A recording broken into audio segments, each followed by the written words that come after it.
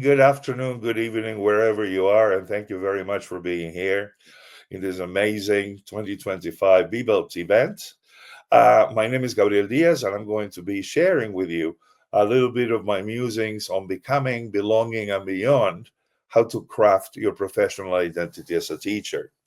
Um, I'm going to ask you to be thinking throughout this presentation, and as we tackle a very touchy topic, which is that of our professional identity, I hope that you will find in this presentation some ideas to inspire you, others to apply in the places where you work, and also a few recommendations that you may follow in order to enhance your positioning as a teaching professional.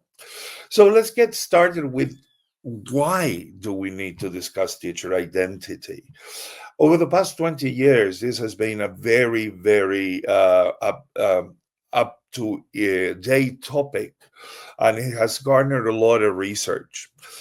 And the reason why we discuss teacher identity is because we know that who we are as professionals is intricately connected to many areas of our work.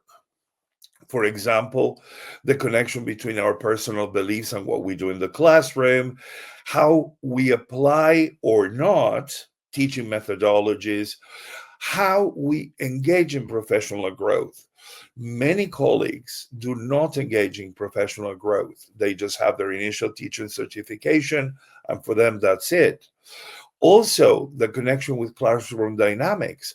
How do we organize a classroom? You see, this is not like one-to-one connections, but it's systemic.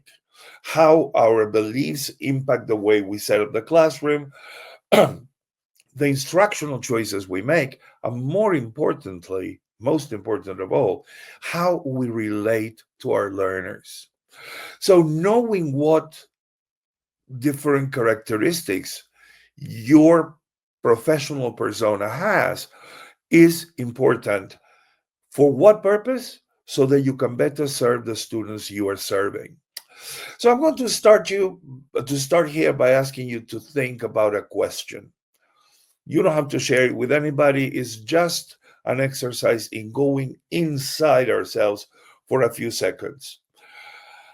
The guiding question for this presentation is, who are you as a teacher?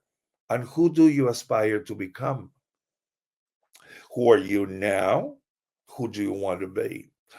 And what I'm asking you to do is to consider your current identity, but also to think of your possible future self. What is your identity for a future professional self? Do you see yourself in the same position as you are now? Or moving forward, you aspire to something different? So take a moment to think individually about this. And I want you to consider your values, your strengths, your aspirations as an educator.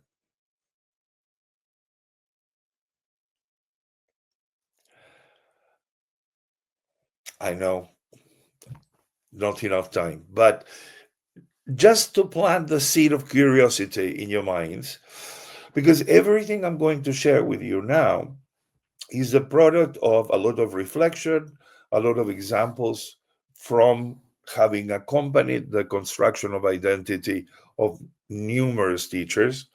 This is my 43rd year teaching and my 32nd year teacher, being a teacher educator. So I have accompanied countless colleagues in different contexts around the world. And what I want to do today is just present you a synthesis, give you an overview of why and how you can go about developing your professional identity. And while you think about it, let's try to find a definition. Definitions are not black and white. There's not just a single definition. I'm going to be taking one particular perspective, which I'm going to make evident throughout this presentation. But for the purposes of understanding the ideas that I'm going to share, this is the definition that I created. A language teacher identity encompasses the second language teacher's understanding of the meaning of being a language teacher and the professional role in language teaching contexts.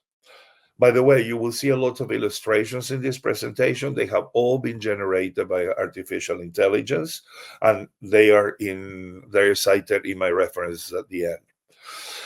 In 2020, Yang Sung in the Rail Journal did an updated review of the latest research on teacher identity, and he found some very interesting things. Like, for example, the idea that identity is not a single solid construct that is permanent.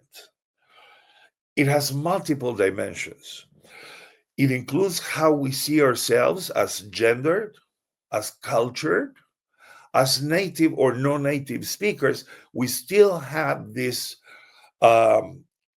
entrenched idea that the native speaker is a better teacher just because they are natives. And also because of the emphasis on content-based instruction, English is a medium of instruction, and clearly, we are now also content specialists, right? So what that means is that we belong to different communities. If I teach biology through English, I belong to the English language teaching community, but also I belong to the science teaching community. You see, that is what we say what we mean by multiple dimensions. And I told you that it has a dynamic nature because of the multiple places in which our identity operates, our professional identity operates. We are changing all the time. So it is dynamic, and it involves two important things: power relationships, who shapes us and who do we help shape, and also social discourses. The way we organize our ideas through discourse varies from one community to the other. This dynamic nature is formed and demonstrated through participation in language teaching activities, and this is where I'm going to concentrate. So, what are the components of a language teacher's identity? Have you ever wondered? Okay, what do I have? How am I who I am? Because I occupy multiple communities. I remember when I taught beginners, one of the first activities we did is who am I, right? And I always like to start beginning classes by working a lot on vocabulary, because I think vocabulary empowers the beginner learner. And it was this thing like, who am I? For example, I am a teacher, but I'm also a colleague. I'm also a professor. I'm also an employee. I'm also a father. I am the owner of a dog. I am a grandfather. I am a friend. And each of these different personas, I act in different ways. And there are different components that I put into play. What are some of these components? Well, all this comes from a lot of research, as I said. And Stetson-Burke in 2003 identified three main components of an identity. One that comes from self and identity theories, another one that comes from communities of practice theory, what happens in these special communities we belong to. And also, what I want to do is introduce a social cultural perspective, the fact that we don't develop our identities alone in a vacuum. We as professionals have been invited into a community of practice by old timers, people who have been there before, who have set the rules, who have created the community. And by allowing us to enter the community, they are changing not only the way they act, but the way the community works, because we always contribute something. Every new member contributes something. And this comes from a social cultural perspective on teacher learning. The social cultural theories uh, uh, by definition was Lev Vygotsky. I'm going to refer to one of the followers of Vygotsky, Karen Johnson, and also to myself. I am a social culturalist. And why does this view of teacher learning make sense? as a theory? Well, sociocultural theory means basically that all learning has its genesis in social practices. So you learn to become a teacher by being part of a teacher community, by learning from people who know how to teach the foreign language, who have come before you, right? And in order to appropriate that knowledge, what we have to do is engage in the activity of teaching. An initial teacher education, we have the practicum, for example, and also sometimes at the master's level. But then our daily practice in schools, in language schools, wherever we teach, that is social learning. We are never teaching alone in a vacuum.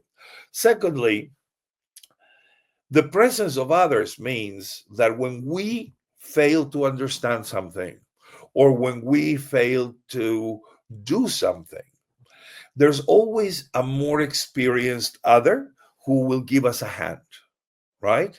So teaching activity is not, again, an individual activity. It is mediated, it's intervened, it is supported by the presence of other colleagues, by the students, and more recently by technology. Artificial intelligence applications are wonderful tutors for teacher learning. And the third thing is that when we talk about teacher learning from a sociocultural perspective, we're talking about identity development, right? I like you to look at this quotation from Karen Johnson's book, Second Language Teacher Education, that talks about the dual nature of our learning. We learn how to be a teacher, but we also learn about teaching. We learn through teaching, and we learn for teaching. So there are multiple dimensions there. This implies that learning does not happen in artificial environments. Teacher learning happens in schools with real students.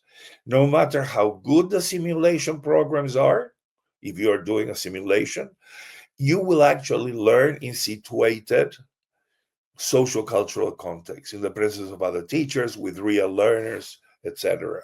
Secondly, that you are not learning alone. You are part of a community, right? And in order for you to become a teacher and develop an identity as a teacher, you need to be a full-fledged participant in the community. How do you do that? Mostly through teaching in real-life situations. And then our identity is shaped, if you want, is formed and developed through processes of socialization.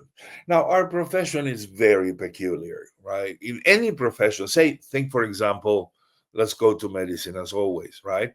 You have to do brain surgery. Who are you going to choose to be a brain surgeon? The student who has just finished the specialization, or the teacher who taught that student how to operate on a brain? I would have no qualms in saying I want the professor. I don't want the student. Well, we tend to give the most difficult contexts to our youngest colleagues and then leave the easier part to the more experienced colleagues in general. And that is one of the reasons why we systematically lose colleagues in the first 5 years of the profession, because their identity cannot be shaped given the many challenges they face and the lack of support. Again, I'm referring to Johnson, right? And I'm not going to read that quotation. You can read it yourselves, right?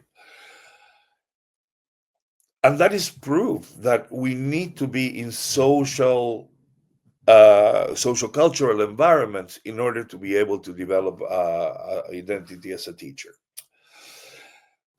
Research has also indicated that there are career paths, that we go through different career moves, stages, phases, whatever you want to call them. And they are all part of what? of responding to challenges that we are faced with. Many people have done research on this. I want to cite the work of Villegas Torres and Langeling. One of my roles as a teacher educator and also as a lecturer, as a conference participant, is to highlight the work of the Global South colleagues, who is very seldom cited. So I try to imbue my presentations of ideas that come from Latin America when I'm working with populations in Latin America or from Africa or the Global South. Now, Villegas Torres and Langeling in 2022 wrote a wonderful article for Profile Journal in which they discuss career stages from a historical perspective and an updated view. And I used their ideas, the stages, for my presentation today, right? The first stage would be becoming, right? And what does that mean? Becoming is the early career stage when you are finishing your teacher education and you are beginning your teaching practice. This is characterized by idealism. I'm going to be the best teacher ever. My students are going to be the best students ever. Also uncertainty, because once we start teaching, we start looking at, okay, what did I learn in college and what can I apply in practice? And there's always a tension between theory and practice in our profession, particularly the beginning stages.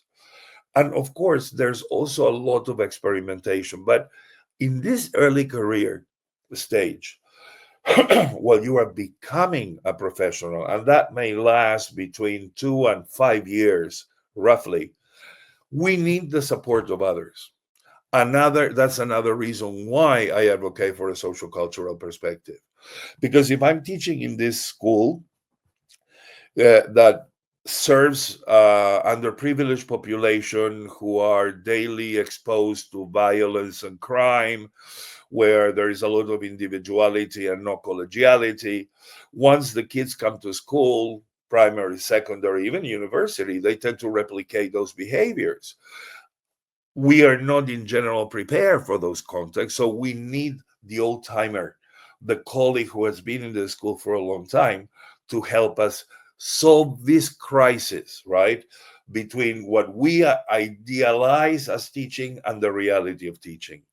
Then there's a second stage. Once you've overcome the early career stages, 5 to 10 years, we go to the belonging phase. And that is what Villegas Torres and Langeling referred to as mid-career teachers. That stage is characterized by stability. You develop a certain set of behaviors and knowledge that you apply systematically that let you survive and help your students learn, right? It's very contextual. It's very much centered on where you're working. This stage is also characterized by an increase in confidence. So there is when your personality as a teacher begins to develop in terms of, okay, I am good at this. How am I going to grow? And you start looking for other ways of growing. And last but not least, you are a full-fledged member of the community, right? And you establish and sustain professional relationships and networks. Of course, after 10 years in the profession, if you have been studying, if you have been developing, if you have been growing your identity, you will become an experienced teacher. And when we think of experienced teachers, we generally think of who? The administrators. So you may want to do, this is the part of your career, the beyond, where you may want to diversify. You may want to stay in the classroom and be a language teacher. There's no problem with that. But some colleagues would like to go into leadership roles. Others would like to go into mentoring roles.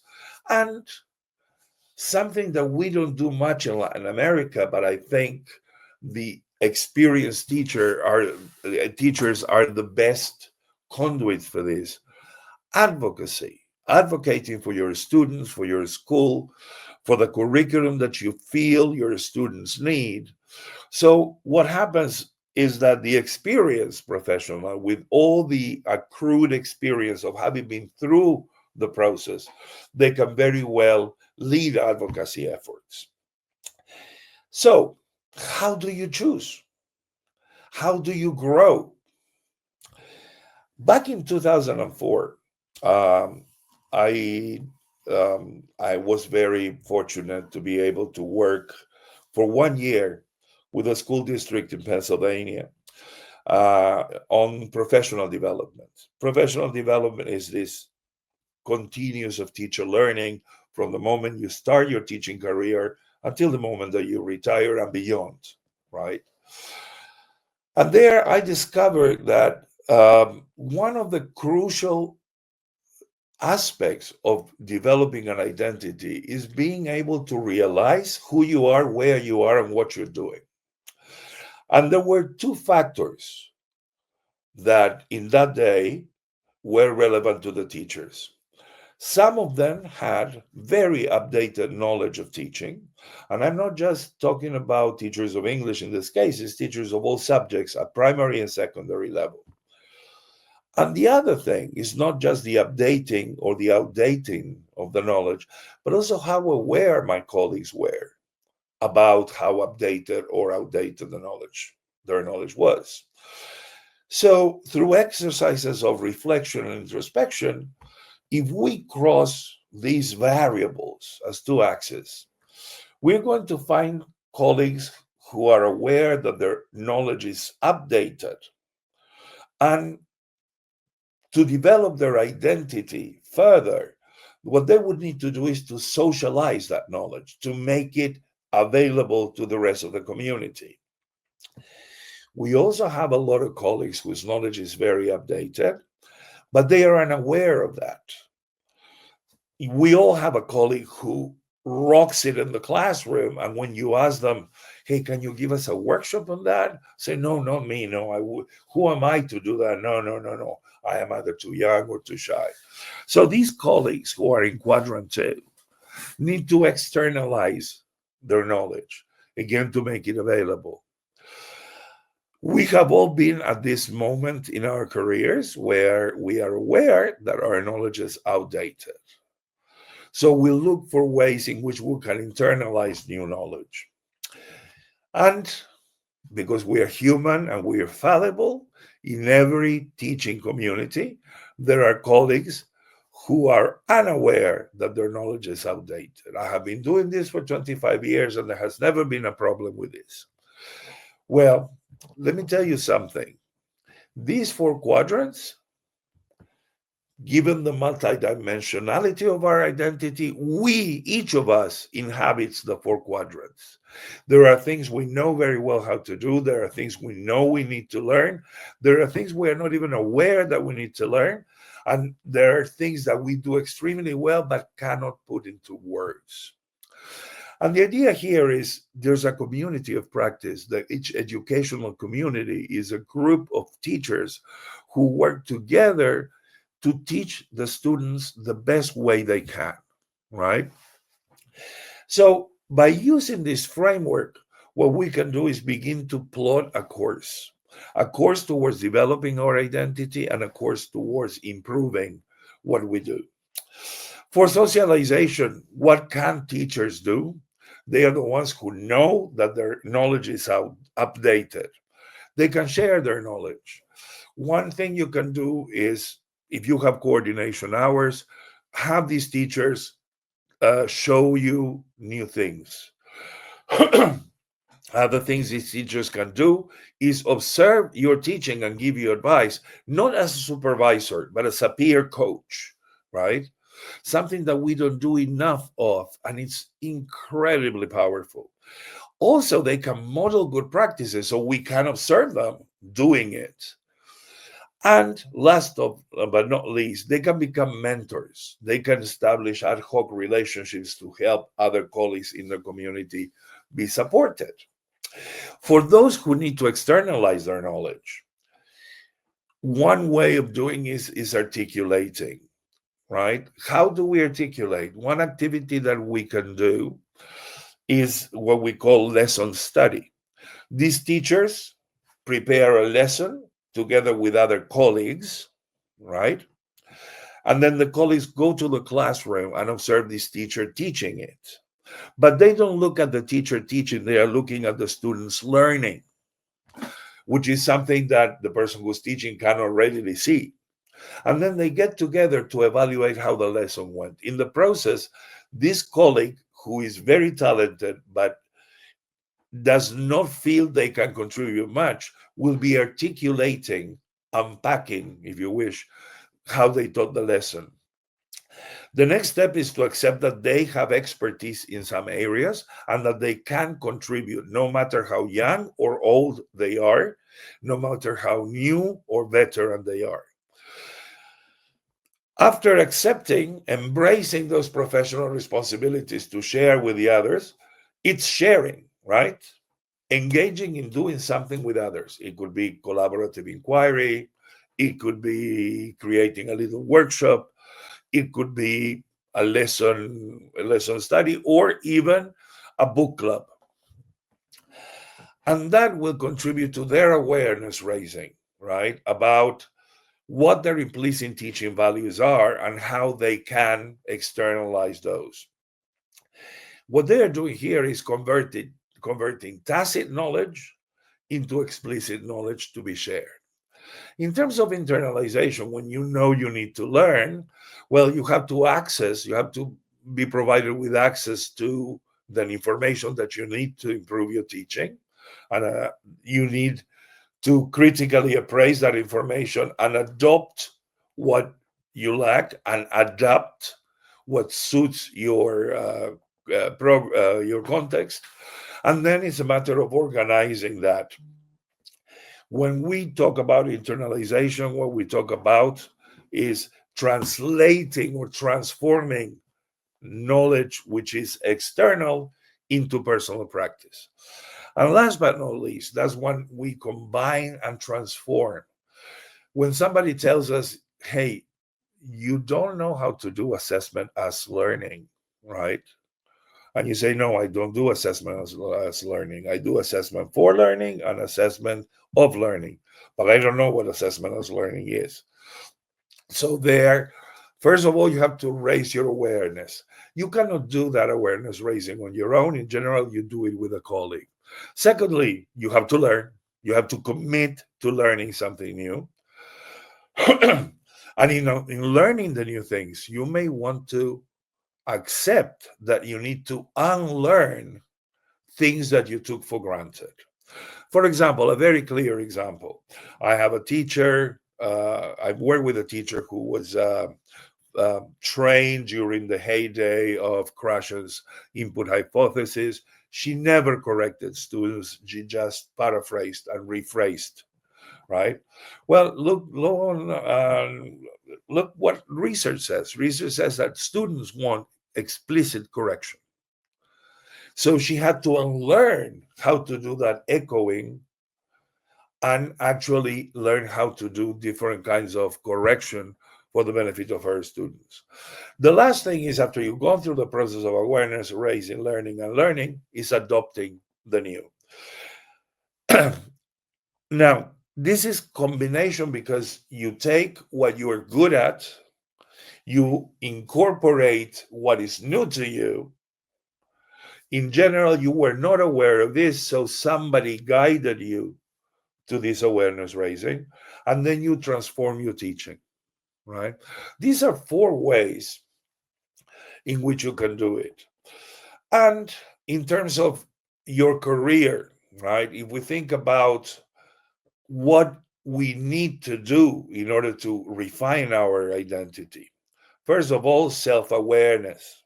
If you see, in any of the 4 quadrants of the teacher's choice model and any of the 4 career stages, you need to understand your values. What is teaching? What is learning? Why do I teach? Why do my students want to learn? And what do they need to learn?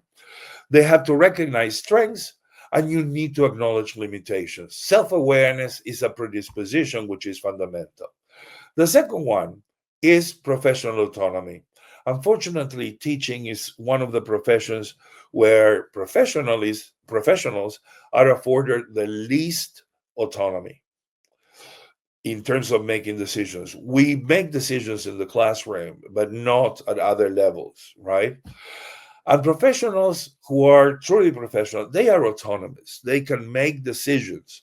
And actually, we teachers make, on average, 500 decisions per lesson. Can you imagine that? And we don't have autonomy to take to make those decisions. And decisions can be any curricular, right? What to teach, what not to teach, how to adapt the materials, whether to use the materials or not. We all develop, as a consequence of being in the classroom, an implicit knowledge, which, if we go to Aristotle, we can call it phronesis, which is this intangible knowledge that we know, yeah, that happens, but we cannot put into words. That contributes to your independent judgment and your intuition.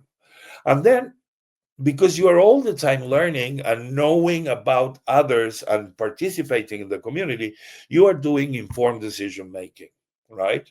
You use your professional knowledge to guide your choices.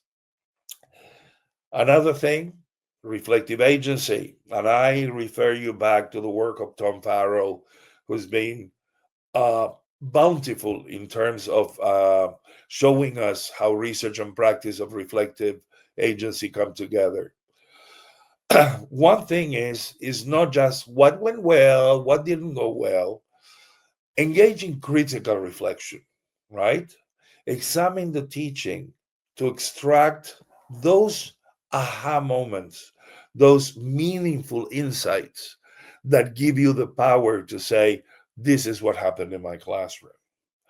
And always remember that there are two dimensions to critical reflection.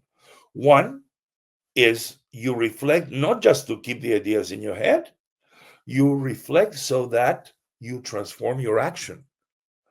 And this critical reflection and transformative action place you into a loop of continued growth.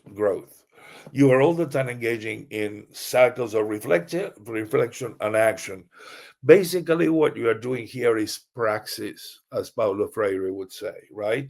Is reflection for action. And if you were to ask me, okay, Gabriel, this is beautiful in theory, right? But I have a lot of groups. I work incredible hours. Nobody pays me for my professional development, so I develop my professional identity the best I can. And how do I do it? I mean, all my colleagues are the same. Well, I would like to give you some pointers, not concrete techniques, but some ideas that may help you develop your professional identities. I'm going to talk about four. One, which is called reflective practices, right? Not reflective practice, which means working with colleagues to examine teaching experiences. Secondly, is identity mapping. This may be new to some of you and not so new to others. The other one is narrative inquiry.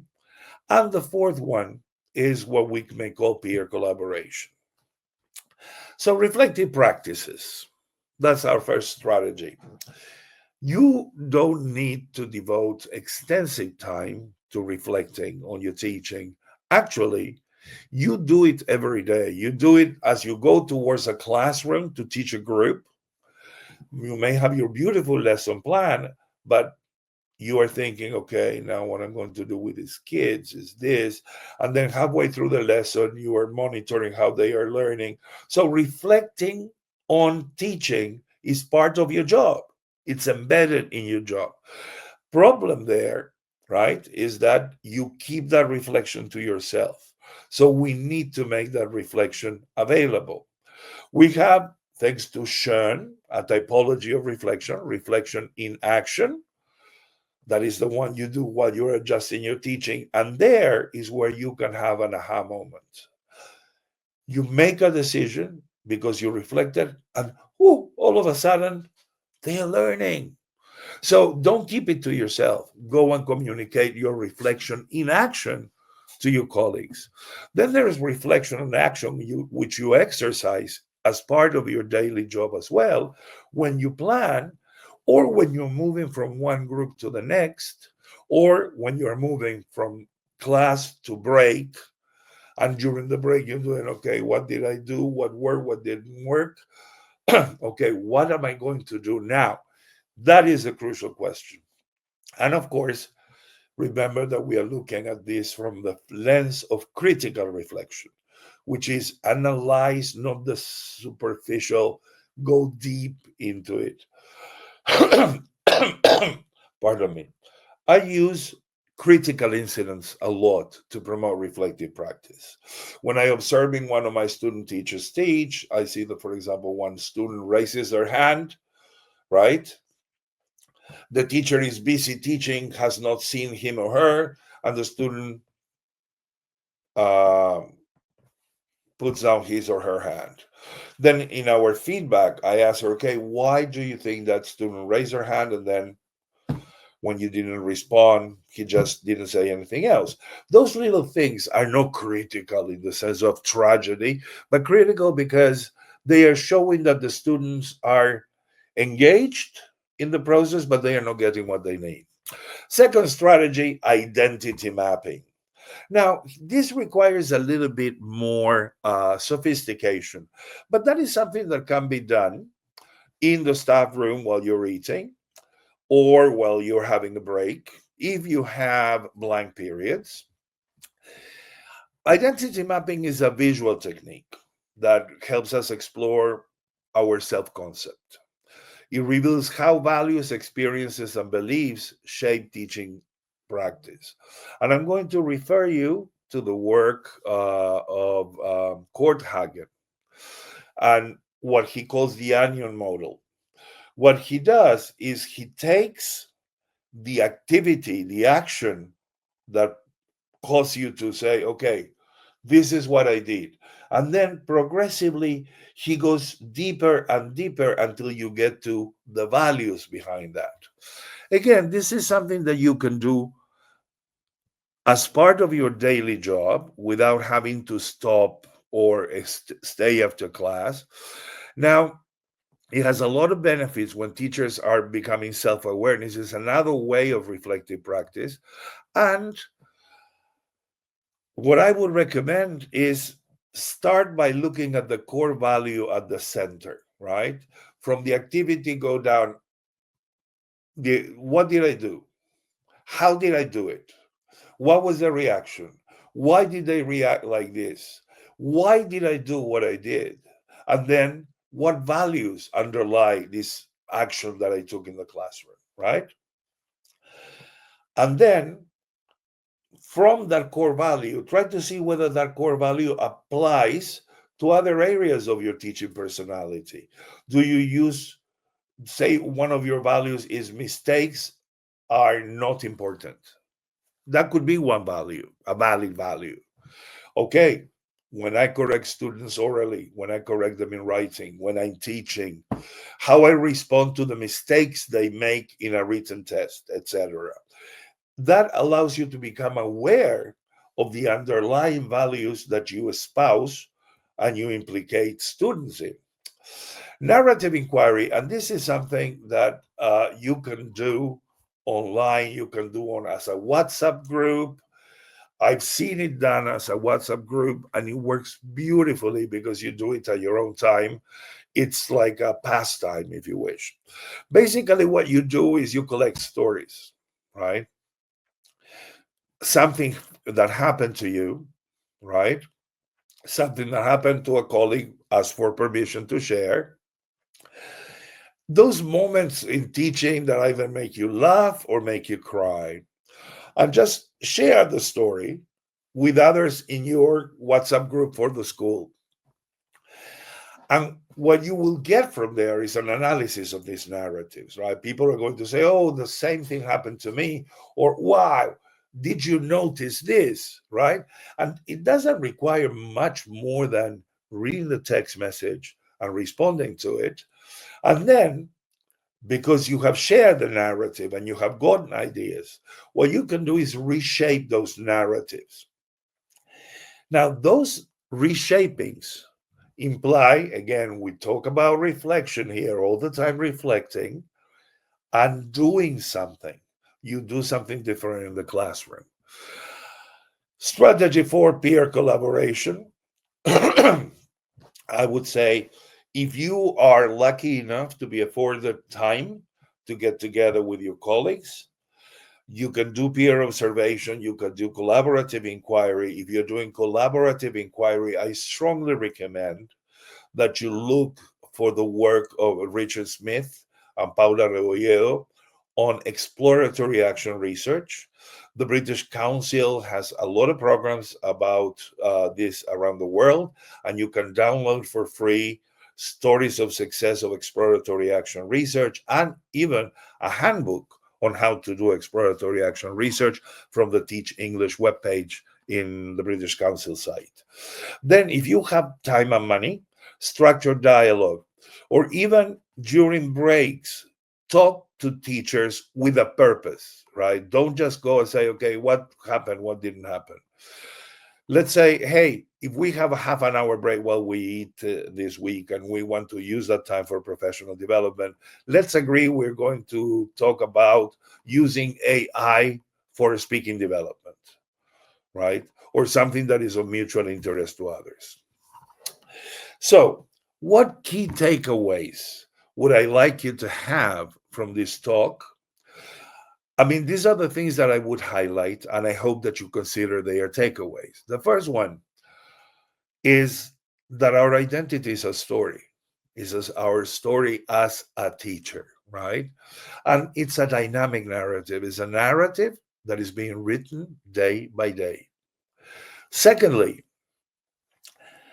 that autonomy is not enough. Being able to make a decision is not enough. You need to exercise your agency. You need to gather data on your current situation, propose a change, and make the change happen through agency. And that will give you the respect of the authorities and the respect of your colleagues. So, autonomy is essential for both developing and fulfilling a professional identity. Third takeaway, don't forget that we are social beings and that we learn in groups, in communities of practice, by establishing meaningful professional relationships. It doesn't mean that you're going to be friends with everybody you work with, but yes, you have a meaningful professional identity relationship with them. And last but not least, if you want to grow your identity, you need to reflect, right? Because it is that reflection that provides us the tools for consciously changing the way we do things. As closing thoughts, I would like to leave you with two. First, your identity is a powerful narrative. So embrace your journey, belong to your community, and always envision what you can do beyond the classroom, not just for your students, but for your community. Because your professional identity is both a gift, but it's also a responsibility. It represents not just who you are now, but who you are becoming. So, if you want to become, approach your identity formation with intentionality, curiosity, and above all, courage. So, I hope that these ideas of becoming, belonging, and beyond have inspired you to pursue identity formation, have helped you understand your identity as a professional better. And if you want to go a little bit deeper into these ideas of mine, I would like to refer you to a list of references that I have used to create this talk. And also, I'm flabbergasted I hadn't used Gamma app AI before. A student of mine recommended it. And it created all my illustrations in the PowerPoint presentation. So the last thing I have to say to you is thank you very much for listening, and I look forward to your comments.